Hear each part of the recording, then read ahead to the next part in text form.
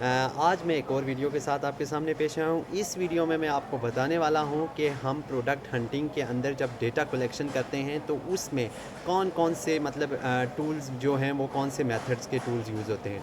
So without wasting any time let's start the video. अगर आप में टूल्स कोई भी यूज़ कर रहे हैं तो बेसिक चीज़ आपने ये देखनी है कि जब भी आप टूल्स यूज़ करें उस वक्त उसकी मतलब 30% उसका आप माइनस कर लीजिएगा टूल्स के जो भी आप यूज़ करते हैं, क्योंकि वो रिज़ल्ट जो आप 30% माइनस करेंगे फिर आपका एक्यूरेट ही आएगा, क्योंकि हमेशा वही एक्यूरेट आपने उस रिज़ल्ट पे नहीं चलना। सबसे पहले हम टूल्स यूज़ क्यों करते हैं डेटा कलेक्शन में, हम सर्च वॉल्यूम का हमें ये बताते हैं पहले नंबर पे। उसके बाद ये हमें सेल्स कंसिस्टेंसी बताते हैं कि किसी बायर्स की सेल कंसिस्टेंसी कितनी है। तीसरे नंबर पे ये हमें बीएसआर के रिव्यूज़ वगैरह के बारे में बताते हैं कि मतलब बेस्ट सेलर रिव्यूज़ मतलब कि वो उसके फ्लक्चुएट हो रहे हैं रिव्यूज़ के नहीं हो रहे हैं, और वो मंथ की बेसिस पे हमें पूरे प्रोडक्ट पे मिलता है। और ये हम बेसिकली 3 रूल्स की वजह से कर रहे हैं। हमने शुरू से पढ़ा था कि प्रोडक्ट हमारी हाई डिमांड हो, लो कंपटीशन हो और हाई प्रॉफिटेबल हो।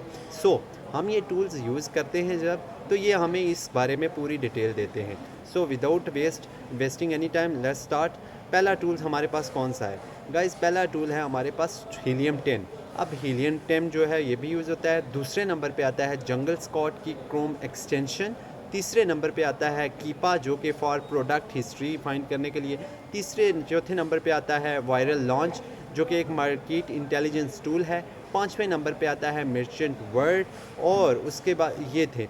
और अगर मैं बात करूं हीलियम 10 की, तो हीलियम 10 बहुत ही आप मैं अगर मुझसे कोई पूछे कि कौन सा टूल यूज़ करना है तो हीलियम 10 जो है वो बहुत ही इंपॉर्टेंट टूल है।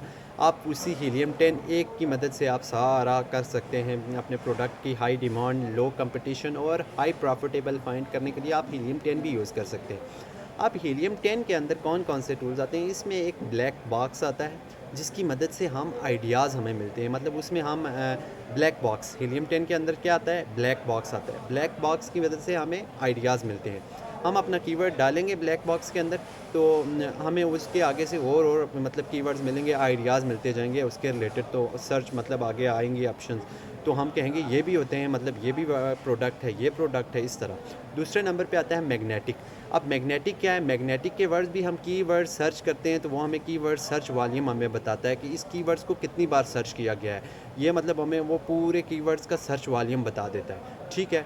और ये मतलब हमें कंपटीशन का पता चलता है, इस कीवर्ड से हमें पता चलता है कि उसका कंपटीशन कितना है और उसकी मतलब डिमांड कितनी है। अगर कीवर्ड का वॉल्यूम मतलब ज़्यादा होगा, मैग्नेटिक का हम टूल चूज़ करें तो हम कहेंगे कि इसकी डिमांड बहुत ही ज़्यादा है। तीसरे नंबर पे आता है सेरिब्रो, ये भी सब टूल आता है में शामिल है, जो कि मतलब ये हम कंपटीटर्स का डेटा निकालते हैं। कंपटीटर्स का डेटा किस तरह निकालेंगे? हम जाएंगे अपने कंपटीटर की प्रोडक्ट के अंदर, उसके प्रोडक्ट खोलेंगे, वहाँ पे नीचे जाएंगे तो वहाँ पे ASIN नंबर होता है जो कि अमेज़न स्टैंडर्ड आइडेंटिफिकेशन नंबर होता है। वो नंबर हम कॉपी करेंगे और डायरेक्ट आके सेरिब्रो में पेस्ट कर देंगे। जब पेस्ट करेंगे वो हमें हमारे पूरे किए कंपटीटर्स के मतलब कीवर्ड्स निकाल के देगा, और दूसरे नंबर पे CPR 8 डेज़ हमारे उस पूरे मतलब निकाल के देगा कंपटीटर्स के। मतलब ये CPR 8 डेज़ क्या चीज़ है? अब आप सोच रहे होंगे CPR 8 डेज़ गाइज़ ये जो है ये मतलब बहुत कम हो ना अगर, तो हमें पता चल जाता है कि इस प्रोडक्ट का कंपटीशन लो है।